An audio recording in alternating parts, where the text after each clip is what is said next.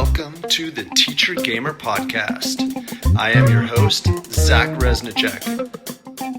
Join us as we shine light on the passionate work and cutting-edge techniques of the most playful educators on the planet.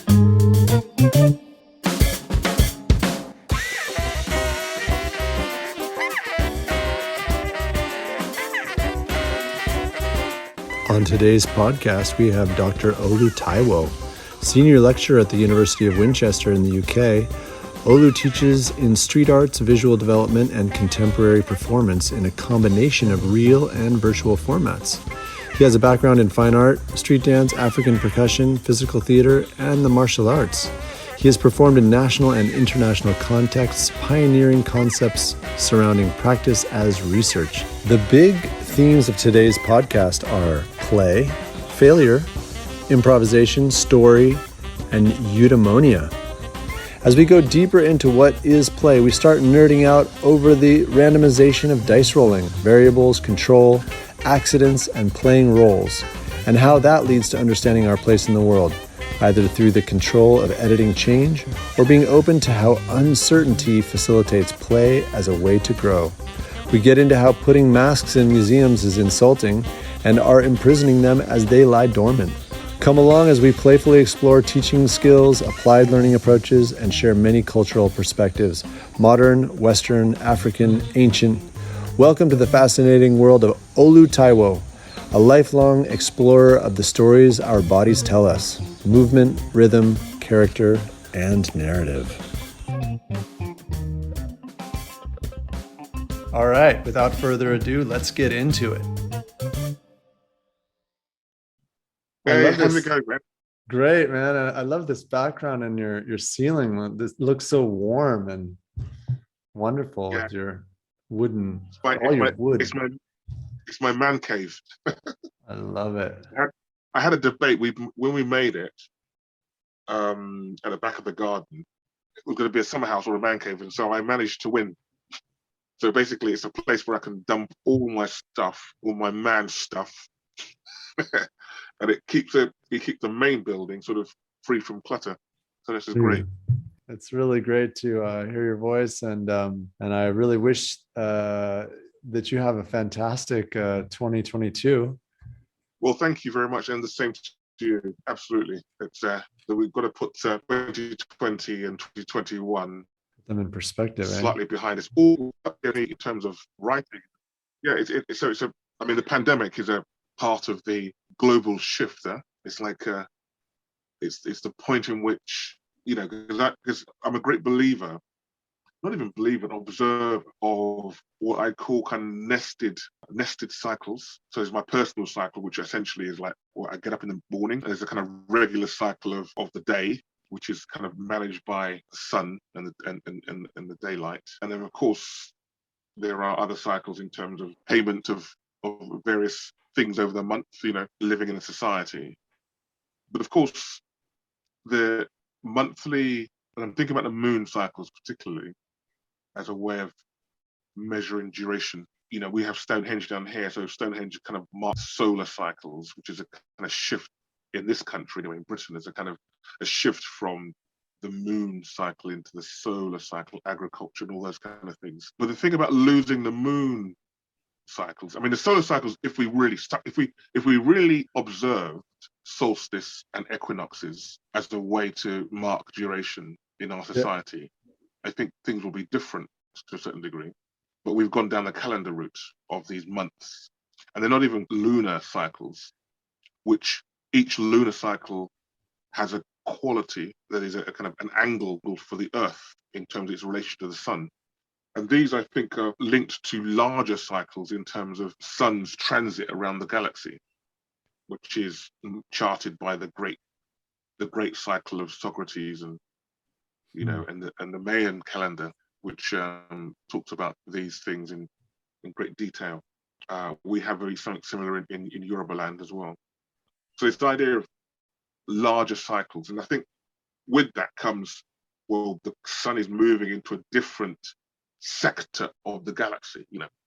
We're not in the same sector as it was 200 years ago. We're literally moving into a new temperature, a new something. I think we as humans have the ability to adapt if we listen to our intuitions. And again, going back to the kind of work that you're doing, reviewing the kind of educational structures and what we educate our children with, I think this is crucial. So for me, I feel 2022 is a kind of, it's sort of, now we're in a position, aren't we, where it feels like the next phase in this quite meteoric transition in humanity offers another space.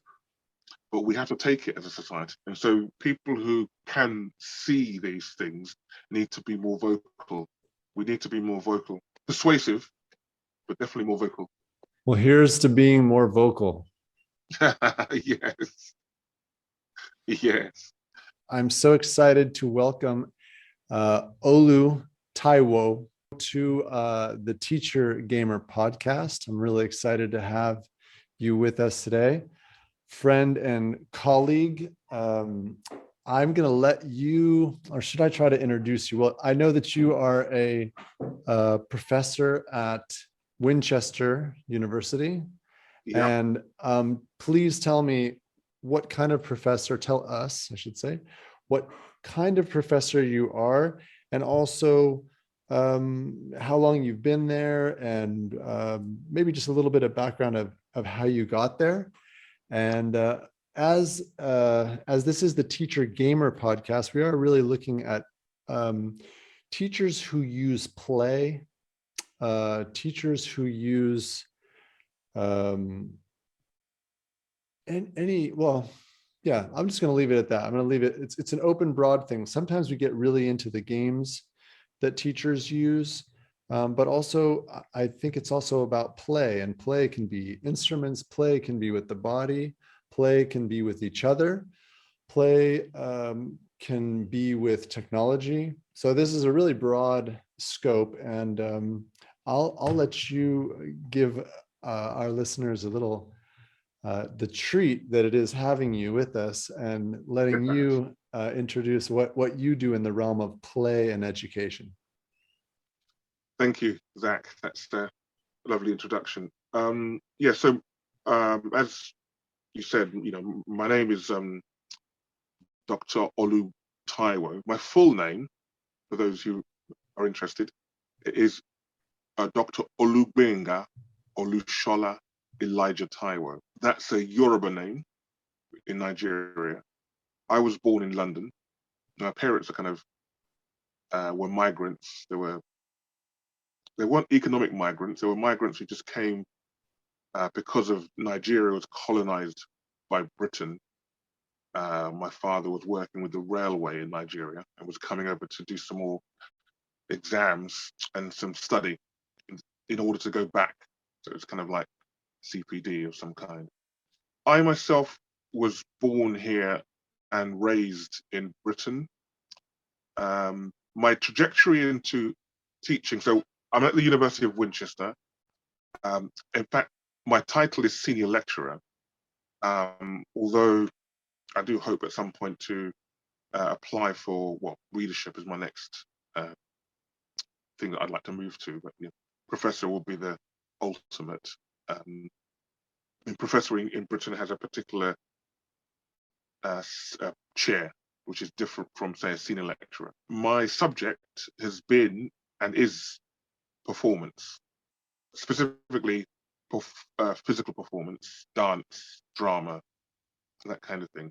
I'm currently teaching on the acting course, which I helped to develop. So that's where I'm at the moment. I have some PhD students. My PhD was in performance philosophy, which is, which I might talk about a little later, but essentially performance philosophy is the area that I teaching and articulate in my theory and practice. But my trajectory was very different because I came out of my A-levels and things wanting to do design.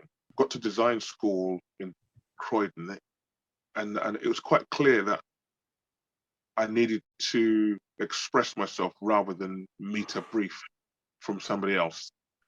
I needed to play and to explore. And so I moved from design into fine art. Now, I'm an old school fine artist in that I enjoy observing reality and would like to reproduce it in a very different way, showing something of my internal skill of observation. So the old masters is what I was really about. I like Greek sculpture, I like Yoruba sculpture, especially the Benin bronzes and some of the Ife terracottas, fabulous renditions of human form. This was my kind of passion. But of course, in the 80s, that wasn't the kind of style. Everybody was into sort of throwing things around and experimenting with gravity and abstraction and expression. And in fact, the artist mark was kind of frowned upon. Now, I moved into fine arts, and I studied all the different isms of the 20th century, which I learned to appreciate. So I wouldn't say that I'm an artistic Luddite in that sense. However, it wasn't something that really turned me on, because I'm still, and was at that time, much more interested in people, form, structure, personality.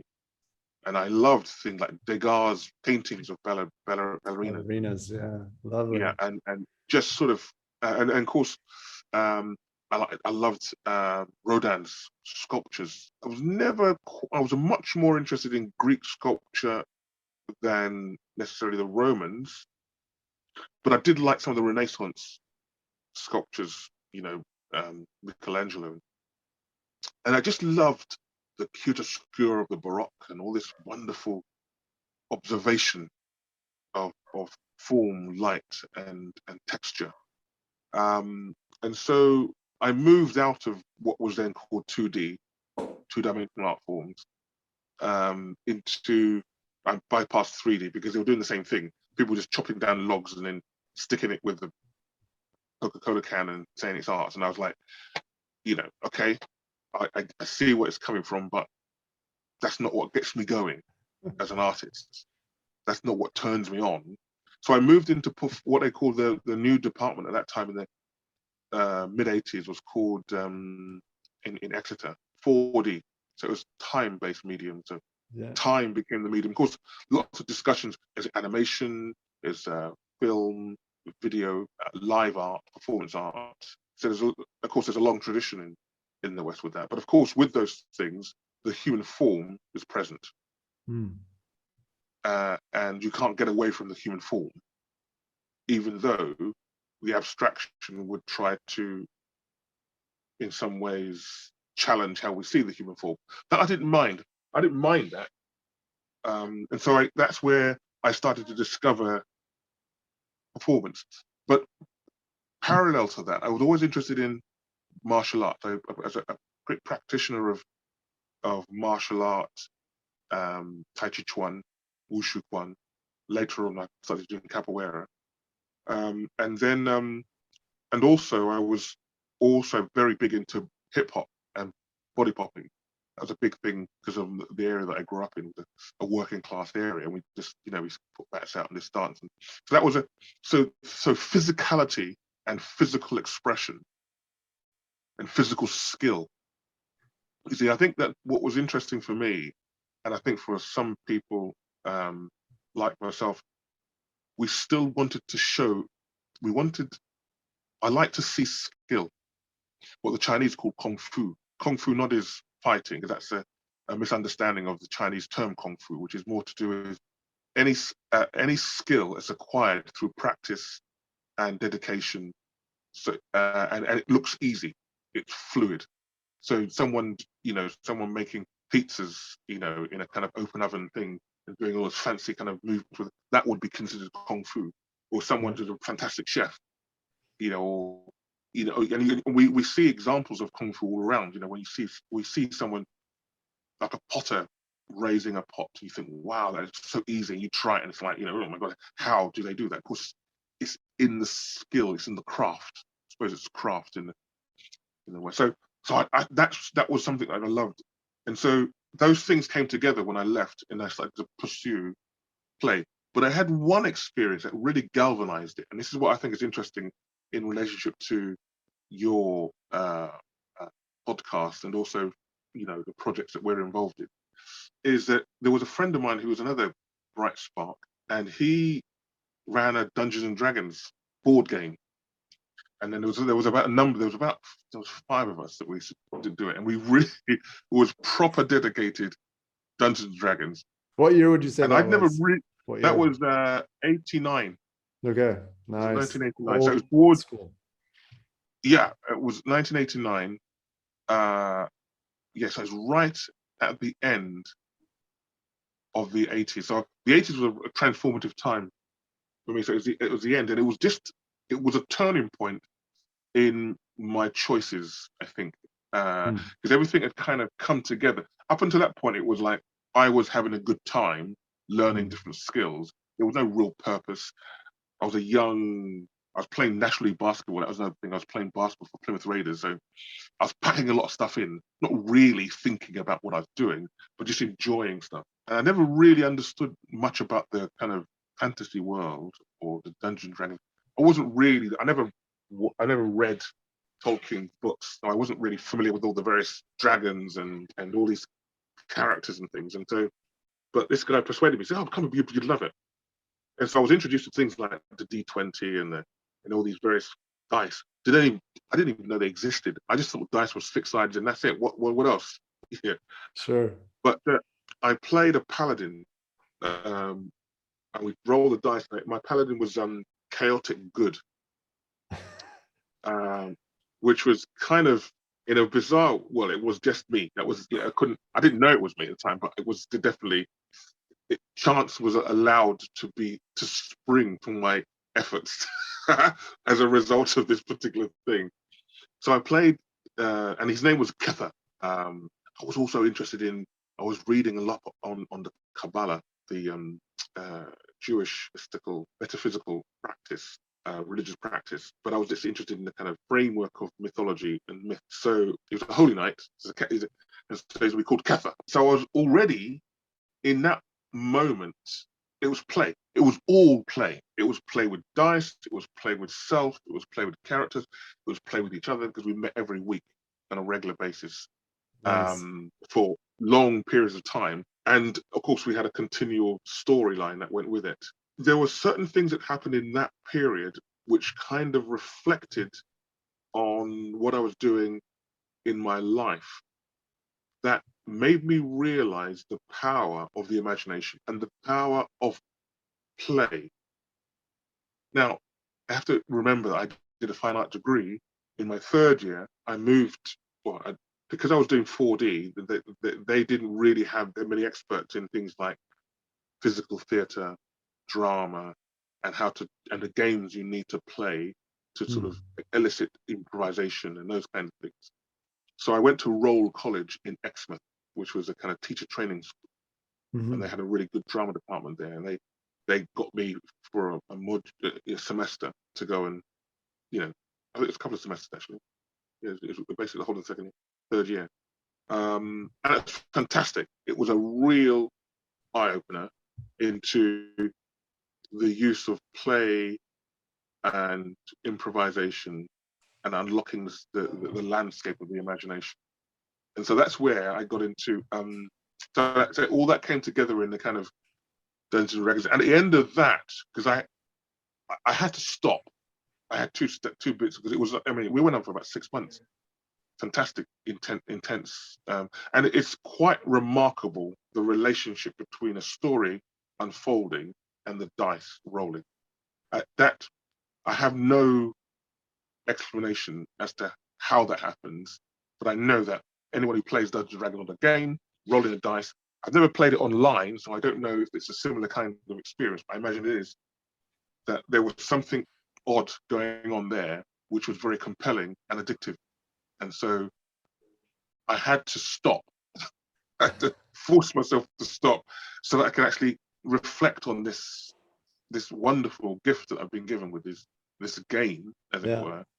And then I applied that. And it was actually after that, I stopped playing National League basketball. I decided, right, I'm not going to pursue the basketball and explore theatre. And I formed a theatre company with some people. I went to Edinburgh Festival. I did films. It exploded. 1990 was an explosion of creativity, and that was a turning point. That was a turning point. So I think at the heart, and I say this to my students quite a lot, at the heart of my work, I talk about students playing. They use playwrights to make plays. And so I say, look, let's just work this in a kind of very clearly basic term in terms of the art of drama and acting. Players play with playwrights' plays to make plays. Very playful. I mean, it's just, it's players, we act in plays. We play with plays to make plays. The common denominator there is quite clearly a play. Yes, sir. And so at the heart of everything I do is how do we unlock the vast universe of landscape in the imagination of each individual? And one thing I learned, and I think this is one thing that DICE is the random generator, because we have a thing in Yoruba land called Ifa. Ifa is like the I Ching. The nearest divination tool similar to Ifa is Chinese I Ching. I think Chinese I Ching has 64 characters or something like that, or 64 variations. And I think with the Ifa, it's still based around that kind of those multiples. So it's 256, 16 times 16 essentially. Yeah, it's a randomization, right? Yeah, it's completely. It links into kind of interestingly links into a lot of computer code. It's randomization, but it's more to do with a random generator. So how do you generate randomness? Because if one is tuning into the intelligence of space-time or temporal space, then one has to have a random generator so that no other influences are in there. And that's why I think the DICE is quite clever, because it's using the Platonic. I later found out that it's the Platonic forms, the 5 Platonic forms, as a way to mark DICE and then to create random generation. And that's really important because it allows for each individual to have a relationship with the moment and not a relationship with another person's idea. But I mean, you're not beholden to another person's idea. You have a relationship to the moment where all ideas are contributing. Yeah. So there's a kind of unfolding that emerges. And that's where play, I think, is crucial. Chekhov talks about this beautifully in his work as an actor. He talks about the atmosphere created by the landscape of a kind of collaborative play, which is what we as viewers love when we see a beautiful piece of work and we're absorbed into it. We don't think about its individual parts. We just take the atmosphere. There's a long answer. Excellent. I love it. That was amazing. Yeah, there's so much I could say or add or resonate with that from so many points. I have to say that the randomization around role-playing games and using the dice, because you set some intentions or you say what you're doing, like we do in life. Like I walk out the door and I go to do something, or I go to meet someone, or I go to perform something, or in my case, I go to teach something. And how that actually goes has to do with how the relationship I have with those others, what they bring, but then all the random things that could possibly happen. It could rain. I could, for whatever reason, forget to bring my lunch, which can change the trajectory of my day. I could, something could be delivered as I walk out the door just by timing and that thing I have with me, and I wouldn't otherwise maybe have it that day. And these are just all sorts of random possibilities.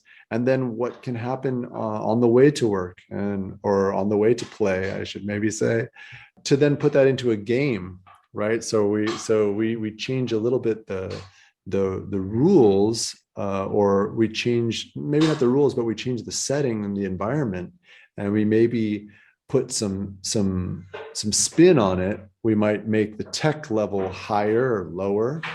We might take it back in the past. We might put it on a different planet. We might make it the ability for something supernatural to be regular, or maybe it's still irregular. Maybe it's only something that works if you believe in it. Maybe it only works if it's brought by an item or a formula. there's so many different ways you can bring some kind of new level of circumstances. However, as long as we as players agree that at a certain moment, there's something undeterminable by us, and we're going to leave that to the randomization. It's there where we take our imaginations, which can be totally nonlinear, into a linear moment where we're all here in this moment.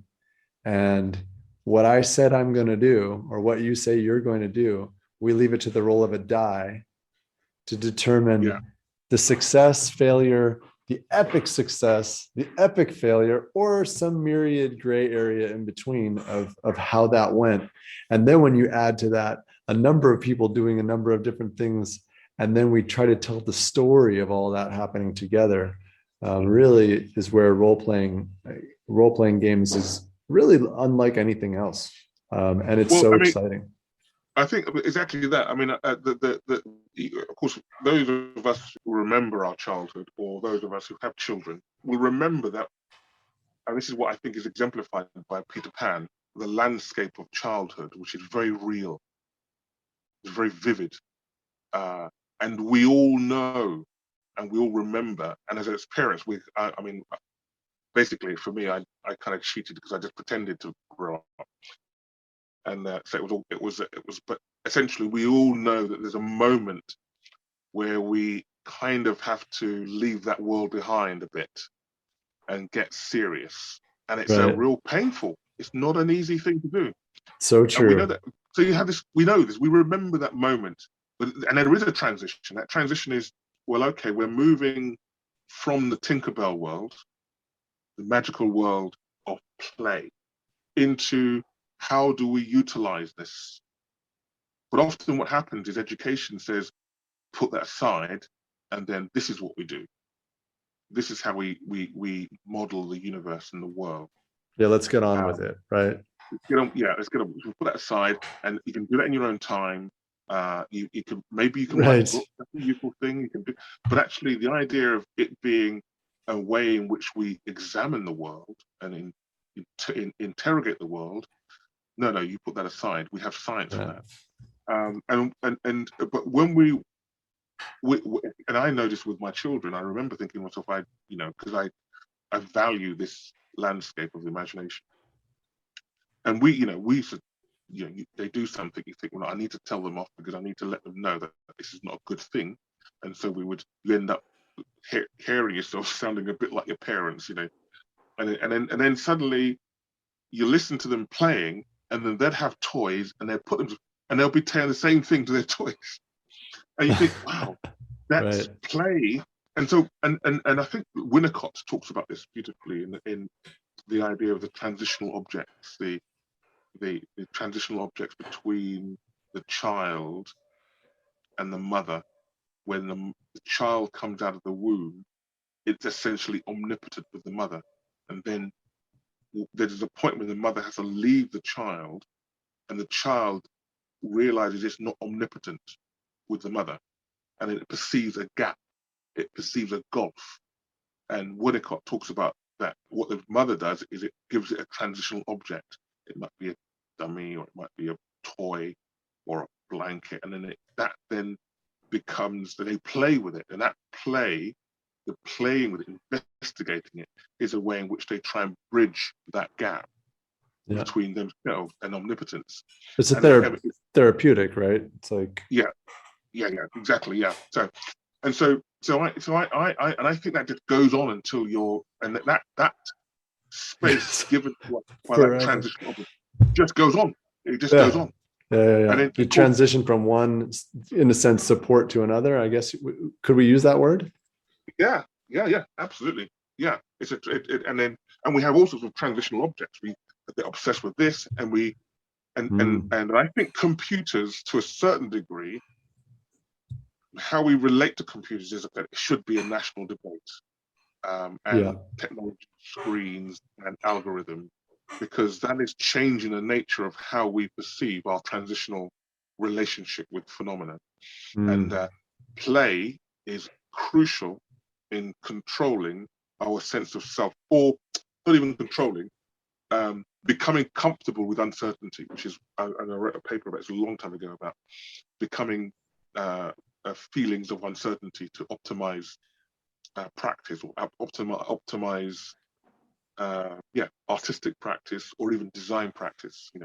And as you mentioned earlier, when you're saying quite clearly, and I totally agree with you, that randomization is how you meet the moment.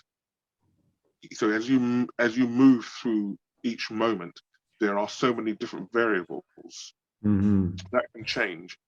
And if you want to control those variables, then you edit out any possibility of change that could be beneficial or expansive. And whereas if you're meeting each moment with change, then you're comfortable with uncertainty, then the sense of improvisation and noticing and being aware of, and then playing with, becomes much more exciting, I think. And so I think that the role of play, and the role of exploration and uncertainty and chance, that inner landscape is our way of investigating and understanding the world. And any scientist will tell you that actually a lot of discoveries come through play. Will come through play and experimentation and accidents. And penicillin was not something that came just like that. It was an accident. They were looking for something else, and this was a byproduct, and tested it. And then so if they didn't notice it, if they weren't open to it, we probably wouldn't have had it by now, or it might have been later on, or something like that. So that's what I think is quite interesting about the role of play not just in terms of therapy, and not as well as that's important, therapy and well-being, but actually in investigating and understanding the world, understanding our place in the world, and how we can interrogate its existence and its symbiosis with us through that relationship. I remember when my drawing practice changed as well, way back before I started my and this is one of the reasons why I was disappointed when I get to art college, because I felt like I've just discovered this wonderful thing of drawing, and now you're saying I can't draw. You say I've got to throw stuff around, But I remember I was drawing things. It was still lives. So those of you who understand, who do traditional drawing, will know what a still life is. You set up a life and you try and draw what you see, and it's all about the skill of looking, or ways of seeing. And I was quite good at it, but I had problems with it because I couldn't get the objects to sit on the table, or they were slightly, sometimes I thought, what am I doing wrong? And I remember an older gentleman, a wise gentleman, beautiful drawer, this is an adult education class. He said to me, "Oh, don't draw the objects, draw the spaces between the objects, and the objects will be situated." And I just thought it was some, I thought, well, yeah, okay, whatever.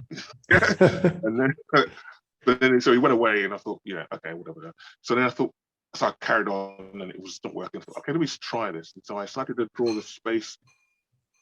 And of course, it's a really weird thing to do when you're starting out drawing, because you always want to draw the object. You're looking at the object.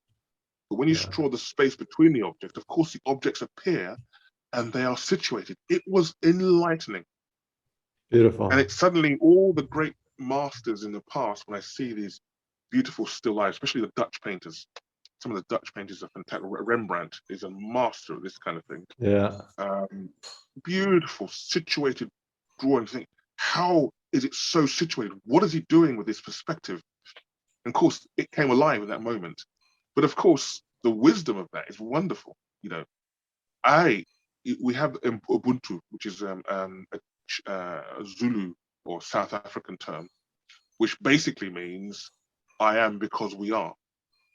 It's very different from I am, I think, therefore I am, which is very Descartesian, right, individualist perspective on the way we see the world, and is a basis of scientism, which I think, I'm not knocking that. I think there's an interesting place for a kind of I think, therefore I am, and then you look at what is not and investigate. But it gives a fallacy that I think, therefore I think, in an isolated vacuum, in a Descartesian isolated space. Whereas from an African point of view, I am because we are. And in fact, there was a particular philosopher in West Africa, Nigeria, who kind of expanded it and said, I think this is a really good way of looking at it, which is the complete cycle would be, I am because we are, since we are, therefore I am. And that to me, it exemplifies a kind of social dynamic of the drawing quality of, you don't draw the objects, you draw the space between the objects, and the objects will appear. Therefore they are. Yeah, therefore they are. Yeah. I love it. And well, you know, the other thing on the Descartes, I always felt like, just to play a little note on that, I always felt like there was a question mark at the end, and it just like that piece of the stone broke off, and I always wondered whether it was really a question.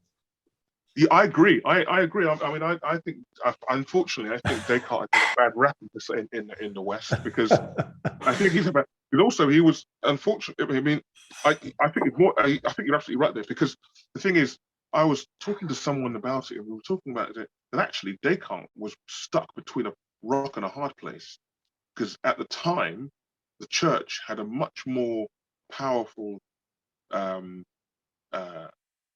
sway on how we perceive and construct the inner life. And so along comes Descartes, who's kind of basically, you know, in one way, sort of dismisses the medieval perspective and saying that, wait a minute, we have the extended world of matter and material, and then you have the non-extended world of which is the psyche and the intentions and those kind of things, and then of course he had this idea that the pituitary gland was the one that linked the two in some particular way, which comes back from a lot of the kind of Egyptian metaphysics and stuff like that. But essentially, that's where he was going from. But of course, because his argument was very cogent and very very articulate, I got the idea that somebody told me that the church said, okay, you can deal with the extended stuff, but the non-extended stuff is the domain of the church, and you mustn't touch that. Because of course, at that time, you know, you could be blasphemous. That could be having kind of views around your own subjectivity outside of the church could be seen as blasphemous and pagan. And so I got the feeling that a lot of what he said in some ways was kind of code as a code for a time where he had to compromise. Or would he even be able to ask that question, right? Like, or can doubt or uncertainty, was doubt or uncertainty allowed, especially as you say with the church? Yeah. So I always wondered if that was more of a question than a statement, actually. Yeah. I would like. Yeah, go ahead. Yeah, that's that. Yeah. So here we are. We're on this podcast, and this is so fascinating, and I can endlessly chat philosophy. I would love for us, just in this moment here of our circumstances, as we randomly or not so randomly come together, you and I, to consider and put to you the question: what do you think and maybe we can put a number on it. We can shoot for 10. Maybe we'll get more, maybe we'll get fewer. But when you're teaching play in whatever, forms, and I think over the years that's taken many different forms, what would you say are the skills that you're looking for your students to achieve? And if and we can just take them one by one as they come up.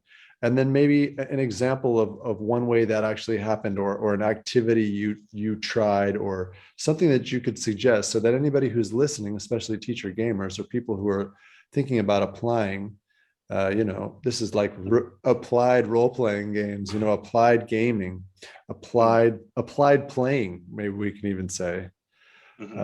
What is a way that we can apply an activity or something, or maybe just an anecdote you might share with us? But again, just starting off, maybe you could list, or we can just go one by one, different skills that you, because I'm also, again, very interested in life skills, something that people take away and can, maybe teaching is not as important. I use the word teacher gamer because we know what the word teaching, but maybe it's more like gamer learning, or maybe, what I'm really focusing in on is guidance in learning. So what skills do you feel like you're trying to guide learners to develop? Wow.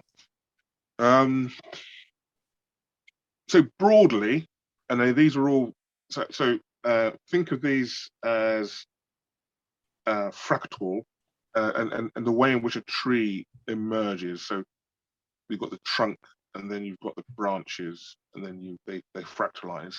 And then of course they also, as above, so below. So you have the same sort of structure underneath the ground. So with that model in mind, I will stay with the main branches, but there is a fractalization which happens, which takes us into the leaves. And that. Are you referring, or can I ask you if we have a parentheses there for the mustard seed? Is that ringing a bell? Oh yeah, yes, yes. That's, yeah. I mean, it's the way in which it bifurcates and opens up. But essentially, I'm looking at. I mean, the mustard seed would be a good way to see it as it's emerging, but it's observing any kind of, most plain trees where you see two strokes, and then each particular branch has another two, and then one comes out, or you might have a central stem, and then each point a new stem emerges out of it, that sort of thing. So that's much more a model for which I am going to sort of speak to now. So a couple of those particular branches will be, the two big ones are embodiment and then improvisation. Of course, those two things require lots of things. Yeah. So, but embodiment, and in with that comes things like being immersed in the activity, and also some really good work done on the nature of flow, where the embodiment and the improvisation takes two things. Embodiment is the physical engagement in the situation, and therefore in things like alignment, how you're sitting, your physical contact with the world that you're engaging in. But the improvisation is not blocking. It's not blocking situations. If you have a block that prevents progress, or it stops opportunity. Keith Johnson, and his book is called Impro, just Impro, plain Impro. It's an old book now, beautiful book, very, very, very subtle, and it talks about improvisation, and it talks about I think there are actually improvisation societies as a result of the book, but I think, like all those things, I'm wary. I don't know about them, but I'm wary, because I think when you start to codify it, you lose the very nature of what he's talking about, which is spontaneity and responding to chance and responding to things around you and being alive to that. So he talks about yes and rather than no. No blocks, or if someone offers you something in an improvisational play, and you go, no, we're not doing that, or you block it, then you prevent any possibility of that flow moving on. Whereas if you go yes and, we might go yes but, or you might go yes as yes so. These are where the flow has tributaries like a river to go down. So improvisation, I will say, is crucial in play, and all the kind of attendant capacities. But also with improvisation, it's about losing oneself and losing ego, because the ego, which is a very powerful tool, but the ego is what blocks, because it's like, no, I'm not giving you chance to own this moment. Oh, I'm in charge of this moment. Whereas when you're playing, no one's in charge. The moment is unfolding. Right. Ownership is a real problem. Again, this is not, no one owns anything. The idea of being an individual, isolated individual, I mean, so this is one of the criticisms of individualism. I mean, it's great for marketers and a market because you sell to an individual, but we're not individuals. That's why you have people who have massive fridges next door to each other. And you think, well, I only use 20% of my fridge. The other person next door uses 10% of their fridge, and we've got all this capacity, whereas we could actually share it. But no, doesn't work. We have people in big cars driving up the roads, and there's only one person in it. I mean, that's what you get with capitalism, is desensitizing to the possibility of we and sharing, and playing. So improvisation and embodiment, again, opens up all sorts of things about how we're situated. The ergonomics. I think, imagine a number of gamers, which I think is fantastic. The extreme could be, well, I'm in a game and I'm going to just be on it for 3 weeks, not doing anything else, and I'm not eating, I'm not getting up, I'm not going outside because I'm so absorbed in the game. Well, it becomes problematic because you're not getting sunlight, you're not getting food, you're not looking after your physicality, and so therefore there's a payoff there. So that's on a kind of very extreme level. So embodiment which engages in the forces of nature. And this is one of the criticisms I have of the metaverse, which I think is a great thing. It will be important, but it is a tool. It's not reality. It's a different reality, but it's not in Second Life. There, I can fly. I can jump over things. I can just teleport from one place to another. Sure. And that's all fantastic. It's all great, but it's a tool for acquiring information, experience, and knowledge. But I can't do it in my man cave. If I want to go to the shops, I can't teleport to the shops. There are physical things. So embodiment is really making sure that we understand that distinction and how they merge. So for me, those are two things that are really important. Other things which I think are really important is skill acquisition. We all like to develop skill acquisitions, and I think a lot of games have this thing. That's one thing I loved about the relationship between chance and skill. If your skill is too easy, then we no longer want to play because it's not challenging me and it's not challenging us anymore. If it's too difficult, it's so random that it's just by chance, then there's no need to play because there's no feedback. Whereas a sweet spot between challenge and chance that I think is really beautiful. And I know this when we played nationally basketball, and if you play any game, whether it's basketball, board game, or you're playing with your friends, that relationship between chance and skill is what's exciting and playful. I had one experience in basketball which alerted me to this particular fact. I remember I was playing against Ed Boner, who was a Sudanese international. I'd watched him on television when I was at school, when I was in London. But this time, so he was playing for Liverpool. I was playing for Plymouth Raiders. We went to Liverpool to play them. This is in the kind of equivalent to the Champions League in football, sort of, second tier. So there's a Premiership and there's the first division. We were in the first division. We went up to sort of Liverpool. And Liverpool at that time were a Premiership team that had been demoted into the first division. So they were a really good, tight outfit. And they beat us by 30 points. And so we came back. We won quite a few and we lose a few. We're about mid-table, so that was okay. But they came down to Plymouth for the return match. and I was charged to mark Ed Boner. And I had one of those games which I have no memory of it almost. It was like I was in this hollow space where my recollection of it is like freeze frames and sort of slight movements, and then suddenly I was over here. So there's almost gaps in my memory of it. But also it was ease. It was like I was in a floating ease. Everything was so easy. The hoop seemed to be huge. And so putting it in the hoop didn't seem to be an issue. Just like you just put it in the hoop. It was a very strange experience. And in that match, I scored, like 27 points.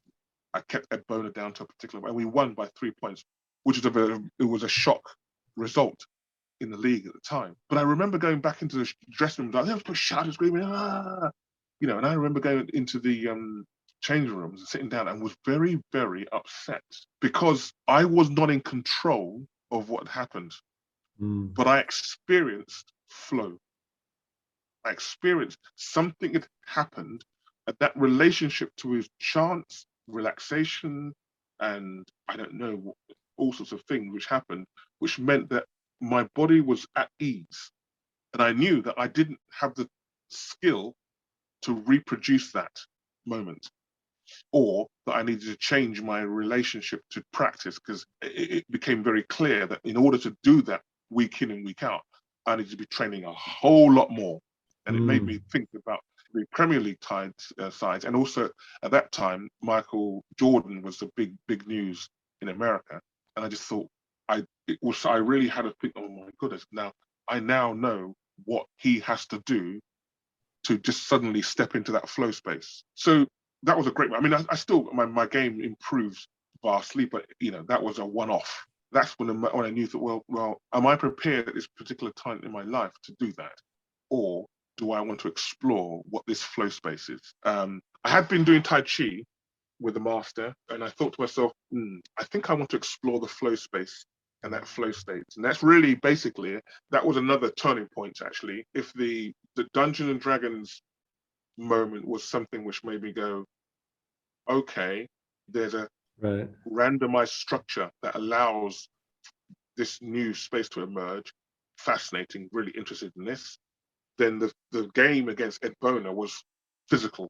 That was the physical. So one was imaginative. The Dungeons and Dragons was the imaginative, because you can't block. If you say something and you roll the dice tells you. You can't say you can't say, well, I did it. If you get if you roll a D20 and you go, right, okay, I've shoot an arrow at this particular goblin. If I roll a D20, if I roll 20, then the arrow goes straight to the head. If I roll a 1, then I miss the target. It bounces up and hits my foot. So ridiculous.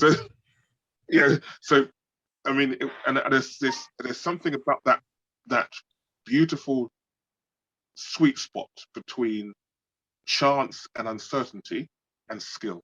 So that was skill acquisition, which, by the way, I think that is absolutely a wonderful and lovely skill to teach too. That's a really powerful. I'm definitely in that along those lines too. I just think that the ability for someone to learn skills and how to acquire them, but also I think what you were pointing out is gain the insight into how to enhance your skill acquisition yourself, or to see different levels or qualities of skill acquisition. Yeah. Lovely. And I think that also leads to kind of a sense of the difference between specializing and generalizing. Yes, exactly. That's a really good that's a good distinction. And this is why I think often I know that my work and discussion often range from philosophy and theology and religious studies without any kind of denomination. I'm not interested in denomination. I'm quite tired of it because it's, it's like, no more denomination, please. Let's just get to pure spirituality. Let's go to the thing now. There are no names. Take off the training wheels. That's what I would take off the training wheels. Yeah, just forgive. It's bad enough now. It's done.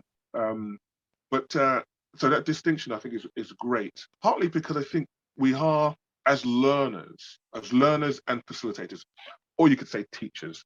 I mean, teaching is a word which is problematized because it can sometimes be seen as something, I'm going to give you something and you'll be beholden to me for it. Sure. That is the problem. Actually, that's the problem with the word teaching. Sure. Rabbi has a similar kind of thing, but rabbi, I think, or guru too. Guru has a similar, yes, it has had a thing. So it's sort of like there's a bit, and I think although there is a respect for elders and learning, I think it's important. I do think elders are important. And I do think people who can facilitate, as it are also important to be revered in some way. So I'm not knocking that, because some of the people I revered, like Jesus and Muhammad and Lao Tzu, these are with their words, not the interpretations of the people, but their words. You think, hang on a minute, yeah, we see wisdom. And there's a wisdom there, and one of the things that I've always loved about Jesus is, so outside of Christian denominations now, just looking at his words and what has been written down. Again, we don't even know how much that has been doctored over time. So, but even so, they still shine through in some way. And one thing you get is someone who, whenever they were asked a question, they never gave an answer. Mm-hmm. They gave a parable. Now, what does that mean? It means that the person who listens to that parable has a chance to discover. So what Jesus is doing, and a lot of these great philosophers, and Buddha was a master at this, I think, is that they don't rob the person who's inquiring, they don't rob them of discovery. If I turn around and say, I'm going to teach you this, and then when someone says to you, oh, where did you learn that? You say, oh, that person taught me. Whereas what Jesus is always doing is like, I will provide you a pool of water and you will find it. You will discover that inner light, that inner wisdom that will reveal the answer to you. So you own the process of discovery. That is genius. That's genius. I'm sorry, at the highest level of the Kabbalah, that's genius.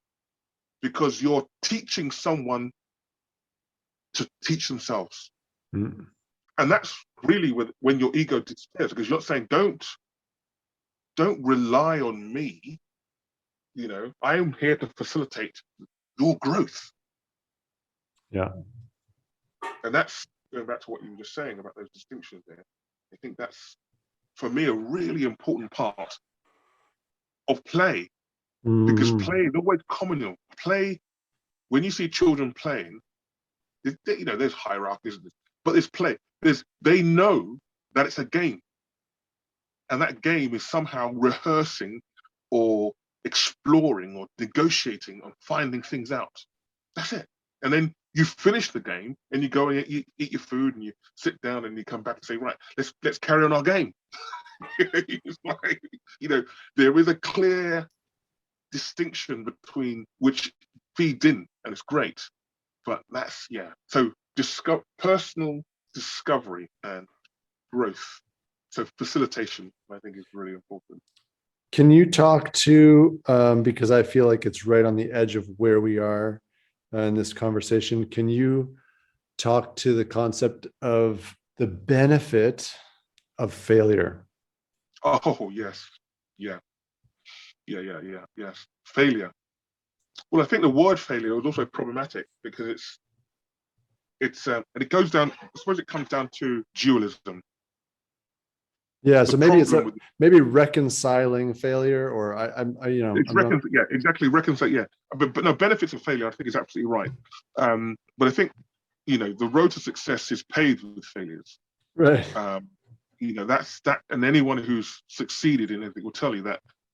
The media and social media will exonerate the moment. And I remember when in the early 80s, I discovered breakdancing and body popping, and so it was a big thing for us. We putting the mats down and putting the music on. We had big ghetto blasters and we'd all do our stuff. And there was a cousin of mine who'd come over from America. He was in the Malcolm McCrown video, and he was fantastic. He did all these popping moves. I'd never seen that before in my life. I hadn't even seen it on television. But I'd seen a little bit in the Malcolm McCrown video. I was like, wow, what are you doing? So he stayed with us for about 2 weeks and then popped off. Never saw him again. Yeah, literally popped off. He went off somewhere else, and I was like, he didn't stop body popping. Every day he was practicing doing new things, and I just caught that fever with him. I was like, what are you doing now? And he showed me how to moonwalk, showed me how to do this kind of all these weird forms of movement. But so we would gather together, and I remember thinking to myself that I would go to a particular situation or a gathering, and then see something and think, oh, that was really good, and I'd go home and I'd practice in my bedroom, or I might practice with him. We'd work something out, and we'd practice, and then you don't reveal it until it's fully formed. Of course, you go there, and then you do it. People go, "Oh wow, how did you do that?" Oh yeah, I just did it. But of course, you're hiding the fact that you spent 3 weeks, 4 weeks, every day trying to perfect the move, which is kind of linked to this download or quick culture. Somehow the genius of you just does it. Oh, I can just do it. Which is it's rubbish. And I think Neo in Matrix exacerbated that a bit when he downloads, I know Kung Fu. And you think, no, doesn't work that way. However, it was compelling as an idea. It was compelling as an idea in terms of that thing. So, yeah, I think, but failure is crucial to growth. I always feel like there's a kind of slowed quantum thing going on. This is it's only speculation on my part, so it's not a really fully formed idea. So I'm just rehearsing this idea with you now. But it's a bit like when a plant's growing, it sort of, you feel like it tests all the possibilities almost in the quantum, all at the same time, and it knows which is the easiest one, and then follows the most flowed path. So testing, and you see I remember when my son did the crawling thing, and you watch them when they go into a new space and they're crawling around, and you see them just testing things out, picking things up, dropping, and then if I took a time lapse film of what they did in that one moment when we've arrived, you'd see them literally cover the whole space, testing things out, trying things, and when you stop them from doing it, they scream. Right. Well, because we go into a space and we have to fill it up. We have to go into it. We see that most. I don't know if you where if you go. I remember I saw there were 2 experiences where I had. One is when you go to a tundra where the snow falls heavily for the first time, and you see pure white snow around. Oh my God, virgin snow. The first thing you want to do is run around, right, and just try and build stuff, because you want to somehow inhabit this pureness out there. And the same thing with the desert. I was filming in the desert, and there was so much sand. I remember we just walking. You just want to somehow take in this uniformity, which is so beautiful. And that, I think we are compelled to experiment. And with experimentation, you learn from what doesn't work. Mm-hmm. That's the key thing. I think that's the key thing about failure. Is failure isn't failure. It's it's experiment. Right, that doesn't work. So therefore, what can I learn from that to try something new? How do we set up situations for students, learners, where they can feel okay? I mean, I'd love for you to talk to this. I feel like I should, and I do ask this of a lot of people, but I feel like what is a working activity where people can have fun failing, but get something out of it? And one idea behind that, at least for me, is when they fail, they can enjoy it. And I'll just give a little anecdote from today. So today I'm in my 3rd day of camp. My camps are they're 5 hours each day, and today's Wednesday. And for the first time, the kids entered in game. They went into play, and they don't always So we started out in a marketplace. They moved through a situation, and then they got into the situation where they went to hunt down a problem that's under the village, and they go down into a well, and they're attacked by some creature that's got some tentacles, a bunch of three of them. And I was overseeing two different groups playing. And so there were two dungeon masters with each group, and there were 4 or 5 players in each group. And there was this moment, I'm just trying to set up this moment, where this boy for the first time is getting to do some kind of combat. And this has got to be one of the most interesting moments ever for every single person who ever plays Dungeons and Dragons or any role-playing game, where it's very exciting because you're threatened mortally by something, and this tentacly thing down underneath this well in this dripping cavern, this dank cavern is attacking, and he whips out his crossbow and he fires it, and he rolls a 1. So he rolls it. The first thing he does is roll an epic fail. The very first time ever. And it happens like more often than not, funny enough.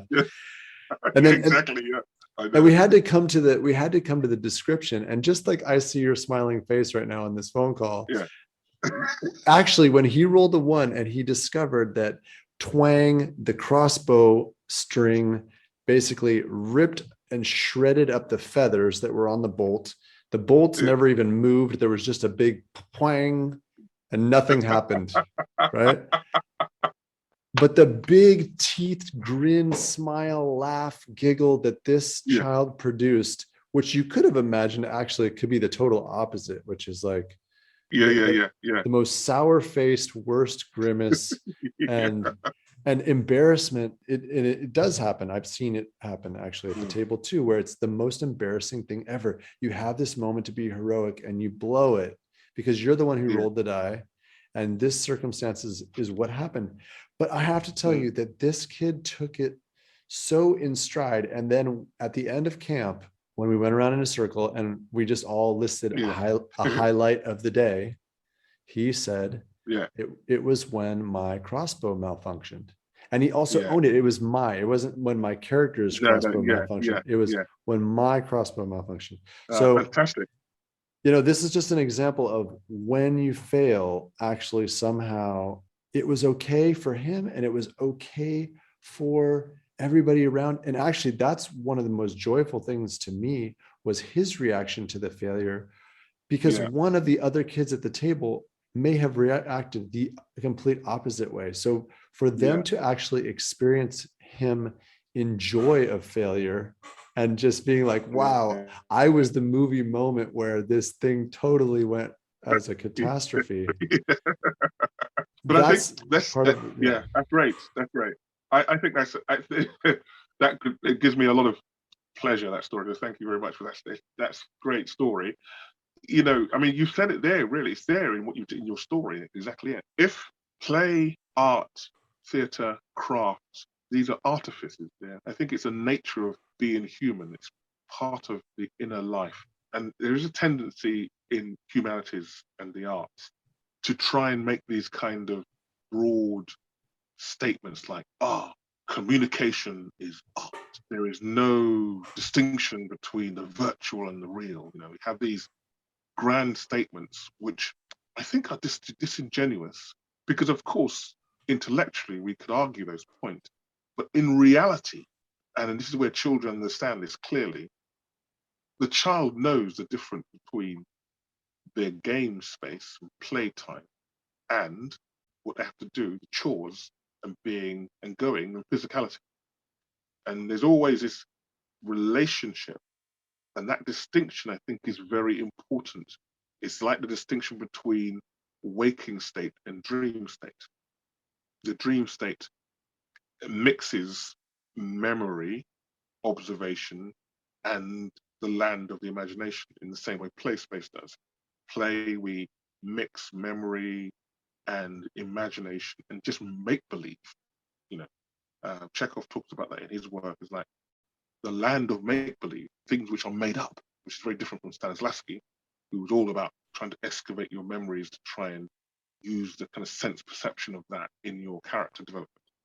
Chekhov was saying, yeah, you have that, but you also have the challenges of making it up. You have an imagination, which is just as important as improvisation. Improvisation requires failure. It's not I even, like that. Yeah, it's true. it requires it.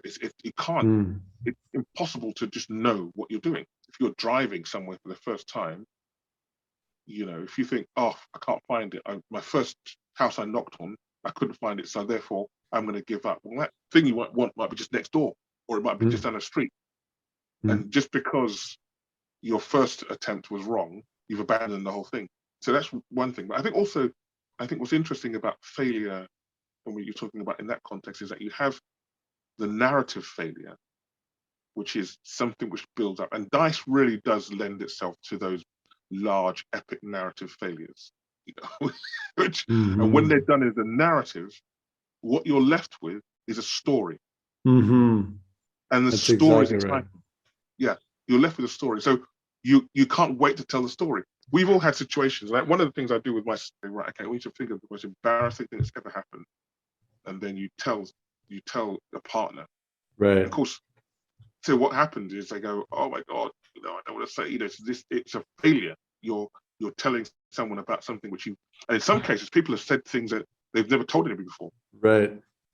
And then of course they have to observe the other person's reaction. Like, oh my God. And of course they get excited by their reaction because they're telling a story. And so I get them to rehearse it a little bit. And they tell different people. So they get, each time they render the story, they groove the narrative and they get excited by the story. The story takes on an artifice, see, it takes on something else. And then it's fantastic. And then I say to them, okay, now you've got to, I give them about, and not too long. Time is also, restricted durations is also an exciting thing for play. You've only got 10 seconds or you've only got a minute. Right, go. Move around, right. You know, because it stops overthinking because you haven't got much time. See, it's another good tool I use. But anyway, so then I think, right, you got 10 minutes and they've got to do a mime version of the story. Right, it's gorgeous. So now they have to embody the failure. They have to describe it with their physicality. And I give them a few tips. And then they have to show another person. And then the final part of the exercise is where they have to now put the words that they spoke with the mime. And of course, you have this epic expression. But at the end of it, they're saying, oh my God, I so enjoyed expressing the failure. Yeah. Well, you know, yeah, go ahead. Yeah, go ahead. Sorry. No, that was the point. I was basically saying that's why I was laughing when you're saying about and I love the dice idea is perfect. I think because what it does, it immediately takes the responsibility away from the person. That's right. But at the same time, they own the story. Yeah, it's their story. It's great. So first they have the embarrassment of the story. And that's usually the first embarrassment. They say, oh my God, I felt so embarrassed talking about it, but it didn't feel as bad as I thought it was. And then once they get past that, then they're into the meat of expression. What's interesting is they set themselves or their memory almost in the third person. Right. And that's what I think, you know, when you're rolling the dice, it forces you to be both first person and third person at the same time. And I like that about Dungeons and Dragons. Yeah, I love this idea. Well, just that we've said here together, like failure leads to story. You know, like yes, exactly. It's so true. I mean, there's somehow in you telling this your story. This activity. You and I both have older teenagers. Yeah. Have yours gone into their 20s yet? Or are you still older teenagers? Well, my daughter is going to be 20 this year. Yeah, my son is going to be 20 at the February 1st. Oh wow, fantastic! Yeah, so we shared that same thing. Yeah, I was visited of this memory, and young kids do it all the time. Is sitting around the table, and after dinner or during dinner or whatever, and them saying, "Dad, tell us a story of when you got hurt." Yeah. Yeah. It's like they're literally, Yeah. they want to hear the story of when it went wrong, and it's like, Yeah. and I'm thinking, okay, first of all, do I really want to be telling this story? Yeah, exactly. But Yeah. then it's like, then I'm thinking to myself, well, okay, actually it's gone wrong so many times, but so like, give me a situation, and they'll be like, something that went wrong, like when you were at a pool, and it's like, oh, Yeah. okay. Yeah. They want to hear those stories, and Yeah. it's funny because it's not, tell me the story of when everything went right. And I think that Yeah. they want to share in the reality, which is we struggle, Yeah. Yeah. and they The old Greek, struggle. the Greek term for eudaimonia, which is translated usually as well-being, is a much more, see, well-being has a kind of slightly liberal hippie kind of tone to it, which isn't really the original idea of eudaimonia. Eudaimonia is like well-being that is a result of struggle. So climbing the mountain isn't necessarily totally nice. Right. You're When you getting get to the top of the stronger. mountain, yeah, you get stronger. And when you get to the top of the mountain, your view gives you an immense sense of well-being and achievement. Very different from if you took a helicopter ride to the top. You get a helicopter ride to the top, you sat down, you just go, oh, this is lovely, because it is lovely and it's wonderful, but you haven't invested physically getting to the top there.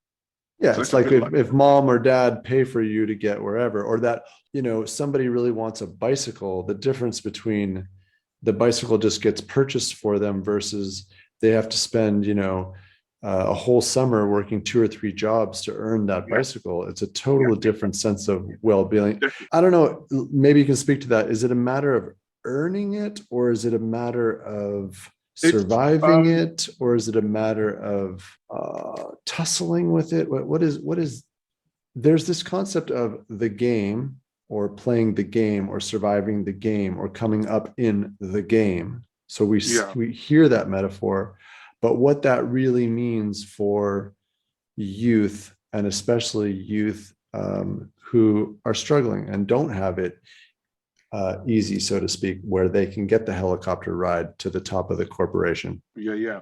The helicopter ride for me is a bit like, if the mountain is a kind of sense of bliss, oneness, and those kind of things with the world, then you can get a helicopter ride by taking drugs. But of course, the issue about that is that if you climb to the top of the mountain, it takes longer. You also understand the gradient. When you get to the top, you also know how to get down safely. If you take a helicopter ride, if you don't have a helicopter ride down, you don't know how to get down, and it can be quite a treacherous journey. Mm-hmm. So that's one way. And also, helicopter ride could be mummy and daddy. Mm-hmm. And here's a helicopter, get to the top. Oh, fantastic, that's great. And you come back down again, and there isn't a kind of a sense of achievement. Right. So eudaimonia, I'll spell it for you. It's EUDAIMONIA. I almost said it right. Okay. So yeah, I'll spell it again. EUDAIMONIA. So eudaimonia is a Greek word, literally translated as the state or condition of good spirit, and which is commonly translated as happiness or welfare. That's kind of how it's used. Mm-hmm. And Plato, for example, and Aristotle, they talk about what is it that we need to do to produce well-being and happiness within a civic society. So part of it is like, how do we engage with struggle? Mm-hmm. So it's not actually overcoming struggle or even having expectations about the nature of the struggle. I think often we have qualifying thing, oh, your struggle is less than my struggle, so what you got to worry about? Mm-hmm. Again, what I think is really good about the great masters was very clear in that attachment causes pain. Mm. And so therefore, processes by which we let go and allow ourselves to be rather than to have or even to do, then we are released from a kind of the pain of attachment. So I mean, it's beautiful in some ways because it's very simple. If I'm holding on to something, Mm-hmm. and someone's trying to pull it away from me, there's pain in holding it on. Mm-hmm. And if they're stronger than me and they rip it from me, the ripping is going to be painful, and I'm going to recoil from the loss. Whereas if I am not attached to whatever I'm holding, if someone's pulling it away from me, I would let go, and there will be no pain, and there will be no pain of loss. This is hard to do. It's hard to do though sometimes, right? I mean, hey, that's again, eudaimonia is work, because right. it's the engaging in the struggle. Right. What is the struggle that we have to engage with in order to rise above, or to find that well-being and happiness? So well-being and happiness isn't just something about, because if you say to a drunk, someone who's got an alcohol dependency, and you say, what makes you happy? They're going to say a bottle of whiskey. Or if you a serial philanderer, say, oh, what makes you happy? Oh, meeting a new woman. So actually our psyche and our habits are not the best guide when asking the term, what makes you happy? What is real well-being? And that's what I think eudaimonia opens up. It's more than just happiness in its kind of simplistic sense. It's more, how do we engage with the struggle? How do we engage with those things that release us from either an egoic dependency or substance dependency, or even a desire to overpower or to be overpowered?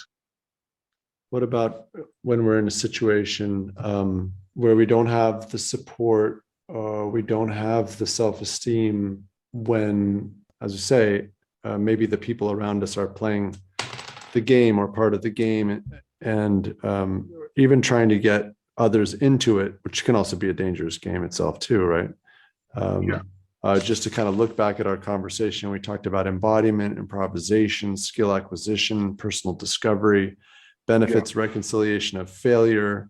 We come to this concept here at the end of eudaimonia, how to engage with struggle. So how are youth going to be moving into their own identity? Maybe that's the word I'm looking for, is how do youth move into their own identity when faced with the game of life, the game of the street, but also needing something like playfulness and the game of surviving, but with a sense of humor and not just bearing it or existing. Like, how do we live? And that's a little bit of weaving in that concept of the letting go of attachment, so that it's maybe not so painful, but without becoming numb. I guess I'm worried. I want to see that play helps people get into their lives rather than just completely detaching and becoming numb.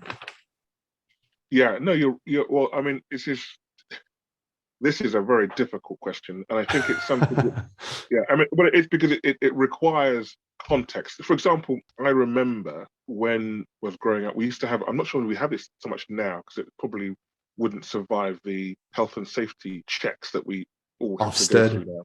The Ofsted. But we used to have these adventure playgrounds, and adventure playgrounds were fantastic. And it was a place, if you were a kid that was marginalized or you slightly hyperactive, you'd go to an adventure playground and you could paint stuff on there, you'd build stuff. And it was all probably very dangerous, but I mean, and there were some accidents every so often, but it was about a place where you could take risk. Taking risk, thank you. Great. And I think that, but it's risk safely, because of course, and this is again how we measure risk, it comes back down to this thing we were talking about before, about how we manage skill and uncertainty, how they blend. An adventure program was actually had ropes, people just swing off stuff, and there'll be sand pit and lots of graffiti, and it actually had a particular style. It was very urban.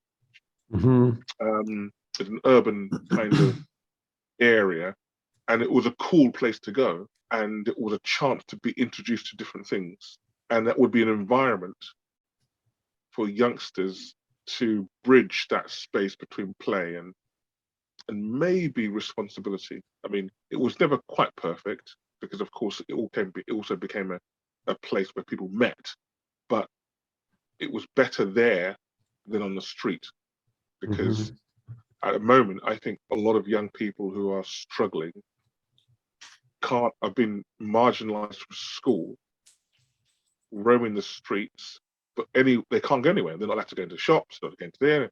So they have nowhere to go. So they're excluded and they are left out on the street. Because there isn't a place they can go to. Oh, right, okay. This is a place for you. The adventure playground used to be, or the youth center where you can play table tennis, or you could play, there were things you could do where you could increase your skill. As a young teenager, I was reasonably bright, but I liked acquiring skills, physical skills, football, basketball, We like to play. We want to use our hands. I have this thing called the Golden Triangle, which is part of my book, part of my title of my book, which is called The Return Beat, Interfacing with Our Interface, a spiritual guide to the Golden Triangle. And the Golden Triangle is essentially the voice expressed through song, rap, poetry, spoken word. So it's the voice. That's the one point of the triangle. And then the next point of the triangle would be percussion and the hands. So use of the hands. So that could be sport, table tennis, darts, drumming, music, strumming, manipulating, making. So it's the hands. You've got voice, hands, and then the third point of the triangle is the of movement, motion. So it's a dance, body communication, body language, movement in terms of sport. And this is something which is deeply African. It's through the Golden Triangle that we pass on knowledge.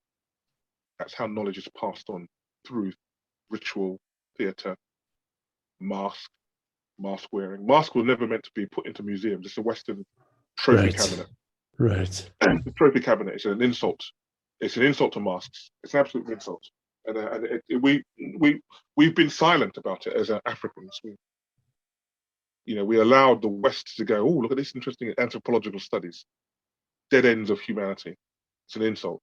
Masks were never meant to be seen like that. They were meant to be worn and performed. That's it. And they're dead in cabinets, or they're dormant. I wouldn't even say they're dead, because once you put them on, they come alive. So they're in prison. And if we were to we could loosely say, for example, ways in which different parts of the world emphasize transmission of knowledge.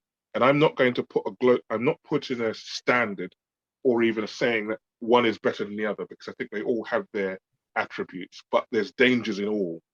There's dangers in the Golden Triangle. But in the Westernized cultures, and maybe Middle East, the word, writing, is a way of transmitting knowledge and knowing. Not to say that there aren't other ways of doing or seeing things or understanding things, but what is seen as prominent is writing, the word, the transmission of knowledge through publications. In the East, I'm talking the Far East particularly, maybe even India and China, there is written traditions, but knowledge as an idea is usually transmitted through meditation, and actually not through writing. Writing is a way of coding and maybe noting things down, but actually knowledge and wisdom and understanding is transmitted through meditation, through movement practices. And in Japan, the whole business of not knowing, or the idea of Zen, takes the Buddhism to embrace the absurd as a way to release the ego's desire to know. But the equivalent of that in Africa is the Golden Triangle. It's dance, rhythm, movement, song. That's how we pass our knowledge down through rituals and performances and cloth, worn cloth. Um, that's the equivalent. This feeds into different learning types. Western learning situations tend to, well, most definitely focus on cognitive, head-based understanding. Whereas there are lots of cultures where heart-based understanding is much more prevalent. They'll keep you away from words and get you to listen with your heart, the intelligence of the heart. And therefore, you're listening to the neural net of Gaia, learning through osmosis, learning through practical engagement. Yeah. Is the golden triangle a learning through the heart or a learning through the body? And is that the same thing, or are they different? Well, no, it's a good question. I think it's learning through the whole body. You have Ori, which is the head, which is always seen as a governor. So it's like it's a center of attention. Center of, a lot of our senses are governed in the ears, nose, eyes, taste. So it's all comes up to this area of the brain. But it's not the most important part, because it's only it's an important part. So you've got the head, and then and that links in with the cervical part of the spine, where the nerve endings go through the atlas straight down. The thoracic part is to do with where it's a major projection of activity in the heart, the lungs, arms, fingers. And so this is the kind of, so it's the thoracic part, and that will be the heart intelligence. And then when you come down into your gut, you're now in the gut intelligence, which is now to do with legs, your procreation, big time. And that's your lumbar region, thicker part of the spine. And so from an African point of view, to say that one is ward dominant is to miss the idea of the whole. I suppose you could loosely say it's like, I think in the Kabbalah, you have the seat, which is water, which is kind of where the hips are. Your chest is air, so lungs, obviously, lungs and the movement of blood and all that. And then, of course, and water in the stomach. And then, of course, fire, electricity and information is in the head. And then, of course, for me, I would put earth would be in the feet, because you reside on the planet. So the intelligence isn't one of separating. Cognitive, rational intelligence is best served in the head, but that's not the only form of intelligence on the planet. And also, I think, when the Nubia collapsed, with the Aksum coming over, the Christians coming over, and Romans had really taken over Egypt, we managed to keep that area, Kemet, for quite some time. And then, of course, a lot of us migrated from the east to West Africa. They went from the Nile to the Niger. It wasn't called the Niger then. But part of that was, we were resisting. I mean, Nubia had its own writing system, which is based on a kind of Nubian hieroglyphics. There was a desire for Islam and Christianity to get rid of paganism. And so a lot of us just said, well, we're going to move away from that and move away from writing, because what writing does is it favors sitting down and cognitive activities. It doesn't favor engaging with the environment, with your body, you see. You're listening to the rhythms of the body, listening to the rhythms of nature. I was talking to a friend of mine who's in the special forces, and we often have a particular, because of my martial arts, and also we've grown up together. And he was saying something which is very interesting, where he gets really angry with films on these particular things, because before you go on a jungle expedition, or you go into something which is behind enemy lines, you would only be washing with water for about 2 months beforehand, to make sure that you have no smells other than your own body smell. And also, you would be taking a particular drug which will make sure that your stools will be virtually solid, and you take everything with you, because you'll get some trackers, particularly in the bush, some junk in Africa, and in places in Indonesia and those places in that way, that can smell you a mile away. Right. most of us can't even smell around the corner. Right, If you live in a city, we like to get that kind of smell, Or if you do, we've lost the ability to distinguish. We go to supermarkets to buy stuff. We can't even. We've even lost the ability to smell if something's gone off. We rely on packaging. Right. I mean, I've tried to keep those things because I'm interested in how we do them, and Sure. and but that's just because I'm a geek like that. I like to do those things, but most of us we don't do that and don't care. Right. Of course, when civilization crashes, because at some point, if it's not going to self-correct, it will do. Those who survive are those who we have to use their own physical technology. Right. Different parts of the body. I love that. Physical technology. Yeah. Thank you for Olu for joining me today on the Teacher Gamer podcast, and check out his book, The Return Beat: Interfacing with Our Interface, a Spiritual Approach to the Golden Triangle. Wonderful. You can find that on Amazon and any other places you want to tell us about where you can find that on your own personal website. Yeah, but most of the outlets online. Thank you again, Olu, for taking the time with us. It's been my pleasure, and certainly it's part one. We'll continue. It's great, really, really fantastic. Such a vibrant conversation. Here's to the next one. Love to all the family and friends and colleagues that we share in common. Yeah, likewise. You take care, my friend. Ciao. Bye.